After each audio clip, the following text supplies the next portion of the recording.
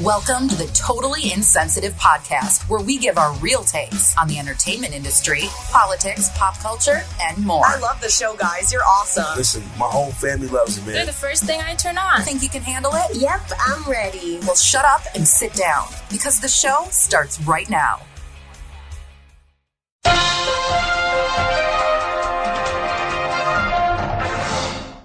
Welcome back to Totally Insensitive Podcast. I'm your host, Matt. So this episode, you'll see, is not during our usual time frame. There's a reason for that.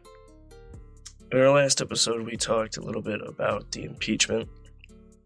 And lately, I've been having some discussions with people who are, well, ill-informed, who don't really know what impeachment is, or the process, or really what's going on. They get all their news from one or two media sources instead of doing their research and figuring out what things mean and looking up things for themselves. So this episode, we'll call it a bonus episode. It's going to be to educate or teach, and I'll stay as unbiased as I can, but of course I have my own opinions, so you may be hearing some of those. So I do want to start by talking about what the definition of impeachment actually is. Impeachment is the action of calling into question the integrity or validity of something. In Britain, it's a charge of treason or another crime against the state, and in the US, it's a charge of misconduct made against the holder of a public office. So, I want you to think about that definition. A charge of misconduct made against the holder of a public office. A public office. That's not just the president. That could be a senator, be a councilman, it could be a judge, could be a justice. So I want you to hold on to that definition and think about it. I also want you to understand that the word impeached is not a word. Impeachment's a noun. You can't turn a noun into a verb. It just doesn't work like that.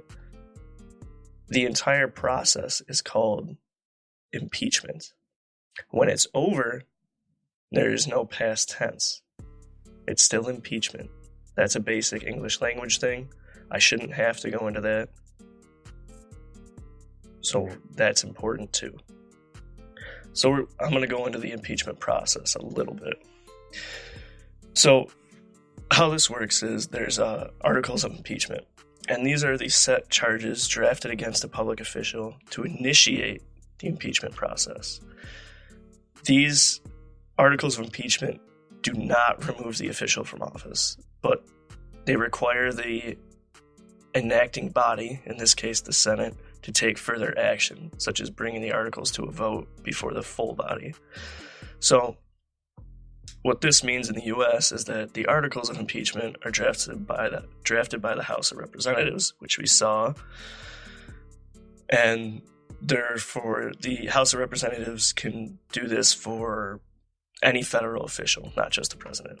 Once they're drafted, a supermajority of the United States Senate is required to hold a trial based on the articles. So, a lot of people may not know what a supermajority is. Essentially, a supermajority is a requirement for a proposal to gain a specific level of support, which is greater than 1/2 used for a majority. So in a democracy, which is a totally different conversation, we don't live in a democracy, we live in a republic. Just so people should do their research on that also. A supermajority in a democracy can help prevent a small majority from eroding fundamental rights of a large minority. A lot of this is very gray area and technical, so I'm not going to get too in-depth on it, but changes to constitutions, especially those with entrenched clauses, commonly require supermajority support in a legislature. Preliminary procedure requires that any action of a deliberative assembly that may alter the rights of a minority have a supermajority requirement, such as a 2/3 vote. So this is the case in impeachment processes. 2/3 of the Senate must vote to either acquit or charge the ne'er-do-well with the crime. It doesn't mean they're guilty. If it goes to the Senate, there's no proof of guilt. It just means the House of Representatives thinks they are. There is no trial during the impeachment process until it reaches the Senate. Impeachment can expand beyond senior members of the White House. As I was saying earlier, a Supreme Court of the United States justice may be impeached for committing treason, bribery, or a high crime or misdemeanor. Impeachment charges must be drafted in the House. The trial for the person undergoing such occurs in the Senate, requiring 2/3 of the members, currently 67 out of 100 senators, assuming they're all there. If they're not there, they can still cast in their votes. So, a lot of the things you'll see in the news will talk about how Trump's only the third president to be, quote, impeached. Again, impeached is not a word. Trump is not the third person to undergo the impeachment process. 62 U.S. officials have gone through the impeachment process. Only 24 were brought to the Senate. So I'm going to give you a brief overlay of those 24 that were brought to Senate. The first person to be brought to Senate was a senator themselves in 1797, William Blount. And then next, John Pickering, a judge, and Samuel Chase, a justice. James H. Peck, a judge. And then the first president to actually be brought upon impeachment charges and brought to the Senate in 1860 was James Buchanan, acquitted. The funny thing about this is the amount of people that have actually been impeached or brought upon in the impeachment process is quite ridiculous. So we all know Richard Nixon and Bill Clinton and now Donald J. Trump have been brought through the impeachment process. But what they don't tell you is 17 of these 24 individuals who were brought through the House of Representatives to face the senators were judges. 24. 17 of the 24 were judges. Blows my mind. So there's a few really important impeachment moments that I want to briefly talk about. So in 1868, Andrew Johnson, one of our past presidents, was brought under the impeachment process by Congress. He was openly at war with Congress, and they set a trap for him with the Tenure of Office Act to remove him from office. The Tenure of Office Act says that the president can't remove someone an executive officer has appointed to a position. Let me rephrase that. So the president chooses his executive officers. However, if the Senate gives advice and consents to an individual being in that office, then the president cannot remove him unless the Senate gives their consent or approval. That's fucked up. I understand that there are checks and balances, and we can't let people go willy-nilly removing and putting people in positions of power. However, the president is the president, and if he doesn't want someone having a position of power, he's going to take them out. Luckily, Republicans amended that act in 1869, and it was repealed entirely in 1887. So it, fixed itself. The next one, this is very brief, but 1973, Richard Nixon. We all pretty much know about that, and that was an overwhelming vote to send him to Senate during the impeachment process. That was a 412-3 vote. So Funny part is he never went through the entire process. He resigned on August 9th, 1874, gave a speech, cried, and then got in an airplane and flew away. Yeah. Here's the fun one. Bill fucking Clinton. So, let's talk about his articles. And we'll talk about what they charged him with and how it could possibly affect the presidency. Article 1 charged Bill Clinton with lying to the grand jury concerning 1, the nature and details of his relationship with Monica Lewinsky, prior false statements he made in the Paula Jones sexual harassment deposition, and prior false statements he allowed his lawyers to make characterizing Monica Lewinsky's affidavit and his attempts to tamper with witnesses. We all know the Clintons are crooked. They're all dirty. I don't even have to get into that. The second article he was charged with was attempting to obstruct the justice in the Paula Jones case by 1, encouraging Lewinsky to file a false affidavit and encouraging Monica Lewinsky to give false testimony if and when she was called to testify. He was also hiding gifts that he had given to Monica Lewinsky, which were subpoenaed. He was also trying to secure a job for her to influence her testimony. He was permitting his lawyers to make false statements, attempting to tamper with the possible testimony of Secretary Betty Curie, and making a false and misleading statement to potential grand jury witnesses. So, one of the things that can happen when it gets to the Senate is it could be acquitted. And an acquittal is basically that the articles of impeachment brought by the House garnered a simple majority, much less the 2/3 necessary for conviction. So, basically an acquittal is they're not guilty. So let's fast forward now. Let's talk about 2019 and 2020 and Donald J. Trump. So, Trump entered the 2016 presidential race as a Republican and defeated 16 other candidates in the primaries. After his defeat of Hillary Clinton, the impeachment process unofficially begun. And by that I mean the Democrat Party has been attempting to remove the president since he was elected as president. And their means of doing this have been dirty, crooked, and borderline illegal. So let's talk about right now. Our government has failed us. Instead of doing their job, our lawmakers have been fucking around with Trump and fighting his presidency. Now let's look at the stats here.